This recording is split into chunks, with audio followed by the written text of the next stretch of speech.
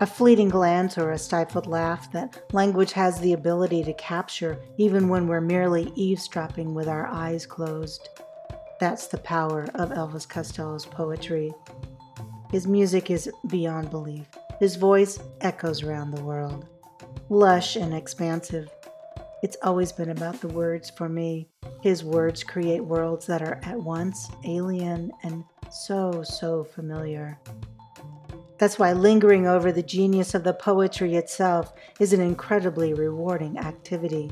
This is an appreciation of the peerless poet and modern day master, Elvis Costello. Thank you for listening. Please subscribe and tell your friends. Today's slow drag is with a gem from Mighty Like a Rose, released in 1991. The songwriting is credited to Mr. Costello's birth name. Categorized as a dialect song, Mighty Like a Rose is a 1901 song composed by Ethelbert Nevin, taken from the poetry of Frank Bebe Stanton. Sweetest little feller, everybody knows. Don't know what to call him, but he mighty like a rose. As with a few other titles before, Get Happy and Trust come to mind, the line mighty like a rose appears nowhere in any song on this album.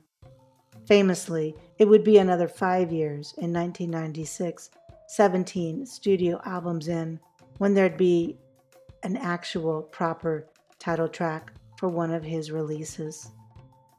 This is a small point, I know, but I think it's just another great example of how Elvis Costello's poetic world is layered with defiance, tangents, and singularity that provides historical, musical, as well as life lessons. Funny what you might come across on the internet. I have no confirmation that this is true, but on a Muppet fan site of all places, complete with illustration, Mighty Lacquerose is said to be about new parents trying to decide what to name their new baby. It's remarkable how many far flung recesses of popular culture this whole song seems to have found itself. No matter where it's heard, Mighty Like a Rose is a sober song that's sung with a sort of joyless respect. Sweetest little fella, everybody knows. Don't know what to call him, but he mighty like a rose. Yeah, it does sound like that Archie Bunker theme, doesn't it? Frank Sinatra and Petula Clark have both recorded it. Clark sang it during a 1942 air raid in London when she volunteered to help keep others calm in the Criterion Theater. She was 9 at the time. As of 2019, Clark is 86 years old and still touring. Sinatra died in 1998 on the same day as the Seinfeld finale. In addition to their flawless voices, Elvis Costello and Frank Sinatra have another indelible feature in common. They both have epitaphs that will never be extricated from their DNA. Of course, Sinatra was 53 when he sang My Way, and Elvis Costello was younger than 23 when he penned his immortal lines, but still. The gem that we'll do a slow drag today with from Mighty Like a Rose is Georgie and Her Rival. Again, my intention is appreciation, not explanation. That said, I think this is an intricate story that puts the characters on trial, yet never makes a judgment, let alone convicts them. It's a love affair, a power play, a maddening yet romantic series of exchanges. Tell me if you agree. Georgie grew to hate her name. It sounded like a tiny man. And the one she had said, I can't see you, but I'll call you whenever I can. 2 lines in, and the story is well set up. Georgie is angry, but is it really because of her name? Or is it her current flame she's mad at and she's just too ladylike to direct it outward? The I'll call you whenever I can, even by today's digital standard, remains precarious and presumptuous at best. This tips the scales of power, to be sure. Or am I reading too much into this? Well, let's add the next two lines and see what happens. Sometimes the phone would ring when she was half asleep. A voice would drag her down with its suggestions. Oh, who's the tiny man now? Though she often felt cheated, she never felt cheap. There isn't even a hint of eye rolling at the thought of yet another ill matched couple at it again, bickering or playing silly lovers' games. Just a narrative of what is unfolding. We intuitively understand the underlying dynamics of such a relationship.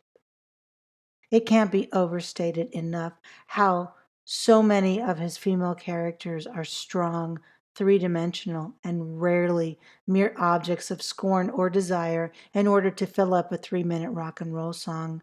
You get both sides of the story. That's why. Well, heaven knows what fills the heart and makes you feel so alive. It's impossible to tear apart Georgie and Her Rival. Exactly. God only knows why love interests create such adversarial situations for themselves. But if it fulfills something inside of them, you know there's no stopping the chemical reaction. If we haven't done this ourselves, then we certainly know someone who has. This song is about commiseration, not accusation. It was half past February, and he hadn't called since New Year's Day. Maybe he'd found another woman to say those words no chapel girl should say. He did say he'd call whenever he could, so he's a man of his word. The waiting is always the most difficult part, isn't it? But Georgie seems to have gotten on with her life fairly well. Her mother would phone and always keep her talking. She'd try to be polite, making faces, but somewhere in the back of her mind, her rival was stalking.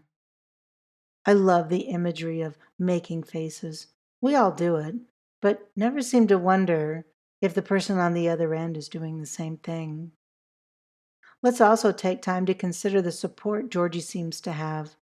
Is her mother simply chatty, or is she providing a welcome, if not slightly irritating distraction? Even when doing our best to distract ourselves, it can be so hard to let something or someone go. There's a battle of wills going on between these rivals. But again, heaven knows what fills the heart and makes you feel so alive. Now it's Georgie's move. Her rival would always wait till the eighth or ninth bell. He'd be desperate anyway and drunk as well. An unwanted ringing phone is a funny thing, isn't it?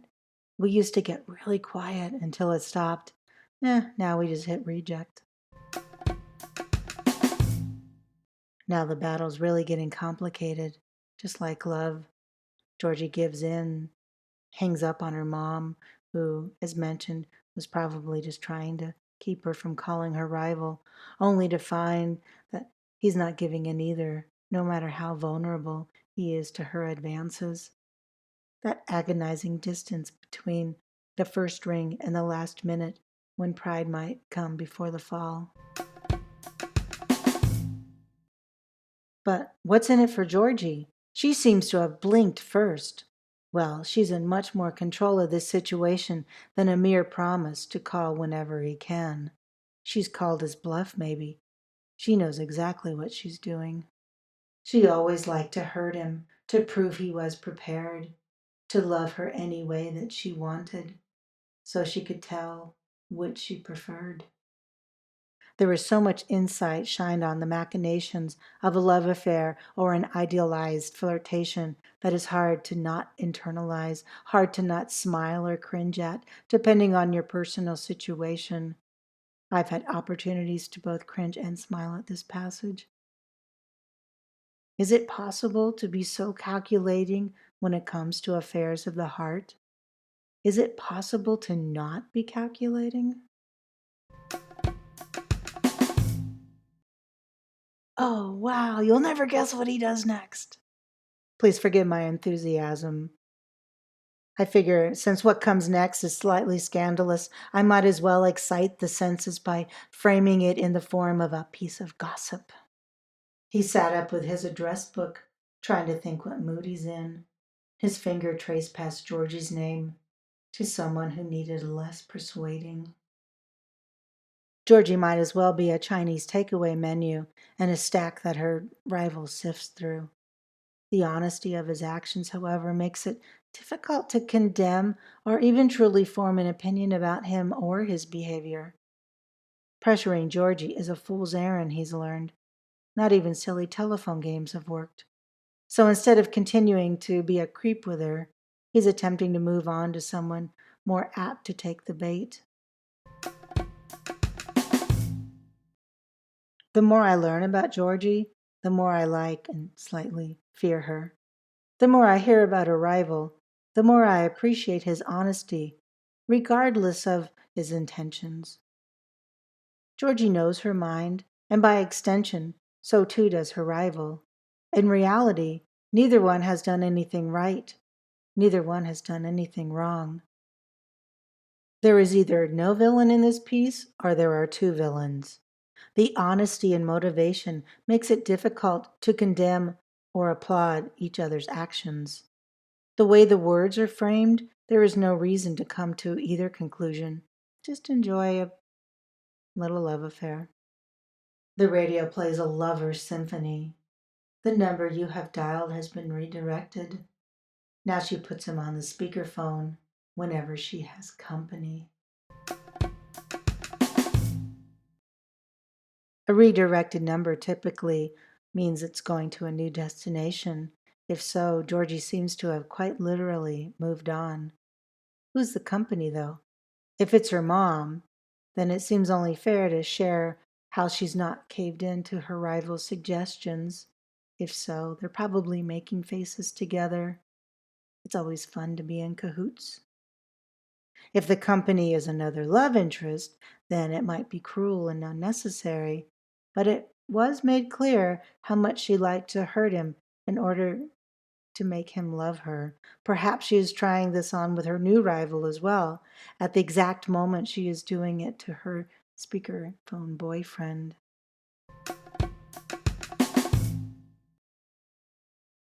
We always seem to want what we cannot have. Regardless, having the upper hand always feels so good. Well, heaven knows what fills the heart. It makes you feel so alive. It's impossible to tear apart Georgie and Her Rival. This entire piece centers around the maddening intricacies of romantic phone calls. They are as tricky as we think they are. Making the first move or waiting for someone else to make the first move, taking control, giving control, gossiping, questioning true intentions, and if I may be so bold, a little bit of patented revenge. I wonder if Georgie and her rival ever even met in person. Again, this has been a slow drag through Georgie and Her Rival from Mighty Like a Rose. It's a disarmingly candid and likable look into a romance that a lesser poet might have felt compelled to draw battle lines for. But simply put, who knows why people do the things they do? Who can judge? We've all done it. It's such a likable song, so upbeat, vivid, and generous in its assessment of the human species. Dig it. Thank you so much for finding this appreciation of Elvis Costello's poetry and for listening all the way to the end. It's been a joy to live in Georgie's world for a little while. I hope you enjoyed it as well. Please see the show notes for links to the actual song, as well as to links to references made in this episode. You can find us on Twitter at Slow Drag Remedy. There is also a companion blog with other references for your convenience. I've really enjoyed this and hope you have too. If you like this, please subscribe and share with others. Thank you. So, until next time, adieu, my little ballyhoo.